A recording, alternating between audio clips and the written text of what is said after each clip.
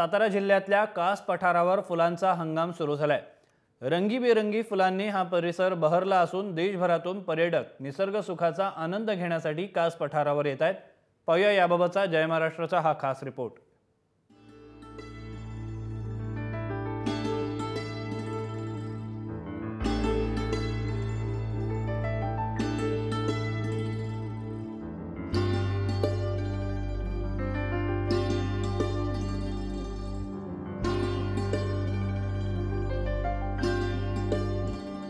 हिरवे हिरवे गार गालीचे हरित तृणांच्या मखमालीचे त्या सुंदर मखमालीवरती फुलराणीही खेळत होती।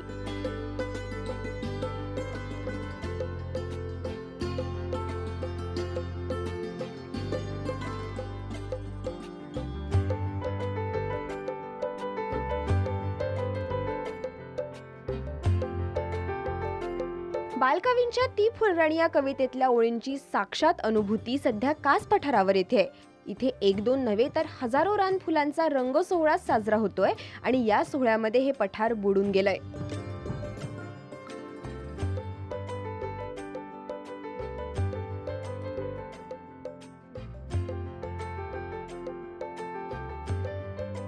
सातारा शहरापासून अवघ्या 23 किलोमीटर अंतरावर कास पुष्प पठार वसलंय। कास पठारानं पर्यटनाच्या क्षेत्रात देशातच नव्हे तर जागतिक नकाशावर सातारा जिल्ह्याचा लौकिक नोंदवलाय। सौंदर्याची अनोखी खाण असणारं कास हे पश्चिम घाटासह वर्ल्ड हेरिटेज साइट म्हणजेच जागतिक वारसा स्थळामध्ये युनेस्को कडून समाविष्ट करण्यात आलंय।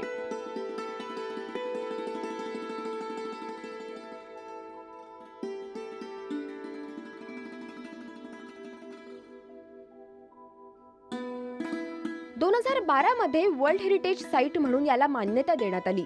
अशा प्रकारचा मान मिळणारं हे पश्चिम घाटातल्या 39 ठिकाणांपैकी एक ठिकाण आहे।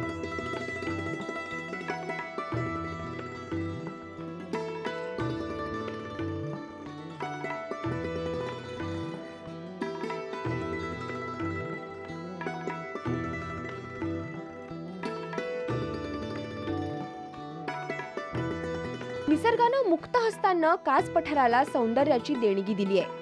क्षितिजापर्यंत हे पठार विविध रंगी फुलांच्या गालिच्यांनी बहरलंय।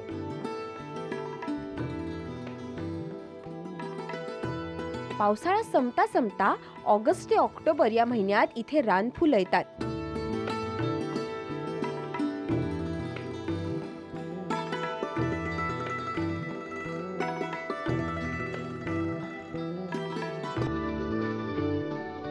ही रानफुलं विविध प्रकारची असतात। रंगांची ही उधळण मंत्रमुग्धच करून टाकणारी आहे।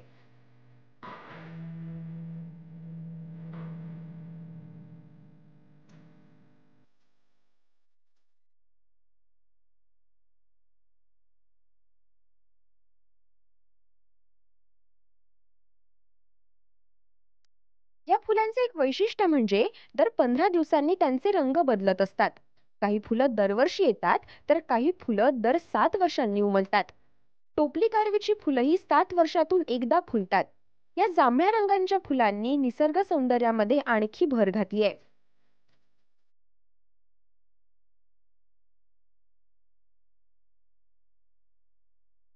टोपली कारवीचं इंग्रजीमधलं शास्त्रीय नाव हे स्टॉबिलॅन्थस असं आहे। या फुलांच्या रंगछटा पर्यटकांना कास पठाराकडे आकर्षित करतायत।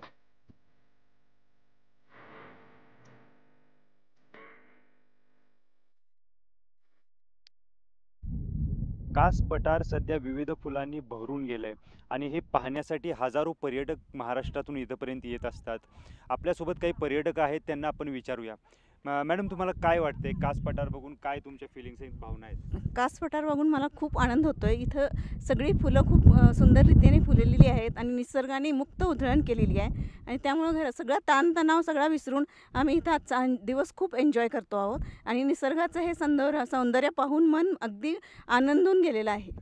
तुला इथं येऊन कसं वाटलं? खरोखर इथं आल्यावर असं स्वर्ग असल्यासारखं वाटलं। सगळे फुले वगैरे अशी फुललेत, रेड असतील किंवा असे वेगवेगळ्या कलरचे फुल, असं कलरफुल वातावरण झालंय आणि तसंच सगळीकडे असे झाडं ग्रीन वगैरे करायला पाहिजे महाराष्ट्रामध्ये असं वाटतं। असं वाटतं? हो। तुम्ही काय सांगाल की इथं जर कासपर्यंत तुम्ही आलात आणि इथली जी व्यवस्था आहे, जी वन खात्याने केली किंवा इथल्या प्रशासनानं केली, ही पुरेशी आहे की अजून काही इथं करायला पाहिजे? आणि या एकंदरीत पठाराबद्दल तुमचं मत काय आहे? इथली व्यवस्था अत्यंत सुंदर केलेली आहे. पार्किंग वगैरे व्यवस्थित केलेलं आहे आणि लोकांना ह्याचं चालायचे झोन वगैरे व्यवस्थित केलेले आहेत आणि लोकांनी इथं फक्त कचरा करू नये, पर्यावरणाशी संतुलित वागावं.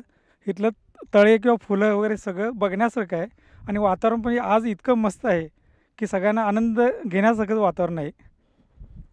खरोखरच आनंदी वातावरण आहे, बघण्यासारखं वातावरण आहे आणि एवढं सुंदर इथं स्वर्ग वाटावं असं वातावरण असलं आहे, असं पर्यटकांचं म्हणणं आहे.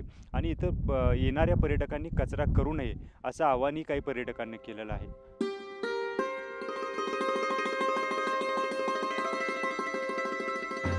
समुद्र सपाटीपासून 1200 ते 1240 मीटर उंचीवर पसरलेल्या या पठारावर थंडगार बोचरे वारे वेगानं वाहत असतात.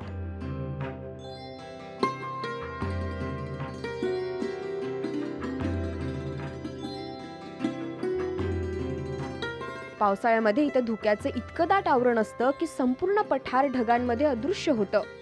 स्थानिक वनस्पतींच्या दुर्मिळ अशा 150 जाती, 680 उपजाती आणि त्यांच्या 1452 प्रजाती इथे आढळून आल्यात. रेड डेटा बुकमध्ये समाविष्ट असलेल्या जगभरातल्या 624 अतिदुर्मिळ वनस्पतींपैकी 33 वनस्पती फक्त इथेच आढळतात.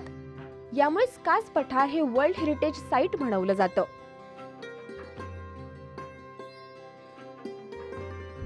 कास पुष्प पठाराचा हंगाम यावेळेस आपण 25 ऑगस्टपासून चालू केलेला आहे. दरवर्षी हा हंगाम आपण ऑगस्टच्या पहिल्या वीकमध्ये साधारण चालू करतो, परंतु ह्यावर्षी पावसाचं प्रमाण जास्त असल्यामुळे ऑगस्टच्या शेवटच्या आठवड्यामध्ये आपण हा हंगाम चालू केला. आणि आत्ता जर म्हणाल तर यावर्षीचं वैशिष्ट्य असं आहे की टोपली कारवीला फ्लॉवरिंग आलेलं आहे. टोपली कारवीचं फ्लॉवरिंग हे साधारण 7 ते 8 वर्षातून एकदा येतं आणि त्या फ्लॉवरिंगमुळं नक्कीच नेक्स्ट वीकमध्ये इथला परिसर पूर्णपणे इथला कलर चेंज झालेला असेल. आणि तेरड्यालाही फुलं चांगली आलेली आहेत. त्याचबरोबर ड्रॉसेरा इंडिका आहे, सोनकी आहे, अशा सगळ्या प्रकारची फुलं यावेळेस.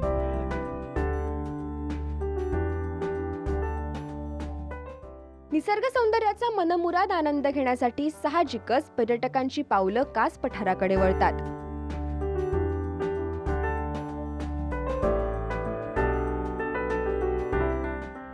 यावर्षी 10 ऑगस्ट पासून पठारावर पर्यटकांना प्रवेश दिला जातोय. दरम्यान यावर्षी पठारावरचं शुल्क चक्क 10 पटीनं वाढवण्यात आलंय.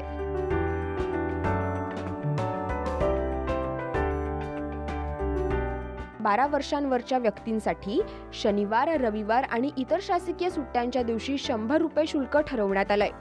इतर वेळी 50 रुपये शुल्क आकारलं जाईल. तरीही इथे पर्यटकांची रीघ पाहायला मिळते. पर्यटकांच्या वाढत्या गर्दीमुळे गैरसोय टाळण्यासाठी वन विभागानं यावर्षी खास नियोजन केलंय. यावर्षी दर दिवसाला 3000 पर्यटकांनाच पठार पाहायला सोडण्यात येतंय.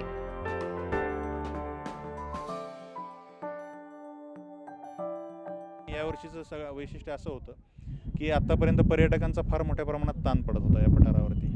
आणि पर्यटकांचा ताण मोठ्या प्रमाणात पडल्यामुळे त्यांना आवश्यक त्या सुविधा, वाहनतळासारख्या, स्वच्छतागृहासारख्या किंवा पिण्याच्या पाण्यासारख्या अशा सुविधा आम्हाला देता येत नव्हत्या किंवा त्यात कुठेतरी आम्ही कमी पडत होतो. ह्या वर्षी आम्ही पर्यटकांची संख्या मर्यादित ठेवण्याचा निर्णय सर्वमताने घेतला आणि त्याकरिता प्रवेश शुल्क सार्वजनिक सुट्टीच्या दिवशी 100 रुपये आणि इतर दिवशी 50 रुपये असं प्रवेश शुल्क केल्यामुळे आपोआपच पर्यटकांची संख्या नियंत्रित ठेवण्यामध्ये आम्हाला यश मिळालेलं आहे. पर्यटकांची संख्या शक्यतो एका दिवसामध्ये 3000च्या वरती जाऊ नये असं आमचं इंटेन्शन आहे आणि त्याला आतापर्यंत तरी आम्ही त्यामध्ये यशस्वी ठरलेलो आहे. कास पठार हे दुर्मिळ फुलांचं माहेर घर आहे. त्यामुळे इथे असणाऱ्या पर्यटकांच्या ओघानं या संपत्तीचा ऱ्हास होईल की काय अशी भीती पर्यावरण स्नेहींकडून वर्तवली जाते.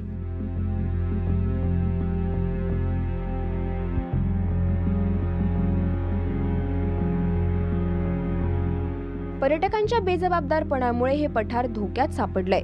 वाढतं वायू प्रदूषण आणि शासनाचं पर्यटन विकासाचं नवीन धोरण इथल्या जैवविविधतेच्या मुळावर येतंय. निसर्गाच्या अमूल्य संपत्तीचा मानवी हस्तक्षेपामुळे ऱ्हास होऊ नये याची काळजी घेणं गरजेचं आहे. पुढची अनेक वर्ष हा जागतिक वारसा टिकवण्यासाठी हे प्रयत्न आवश्यक आहेत. सचिन जाधवसह ब्युरो रिपोर्ट, जय महाराष्ट्र, सातारा.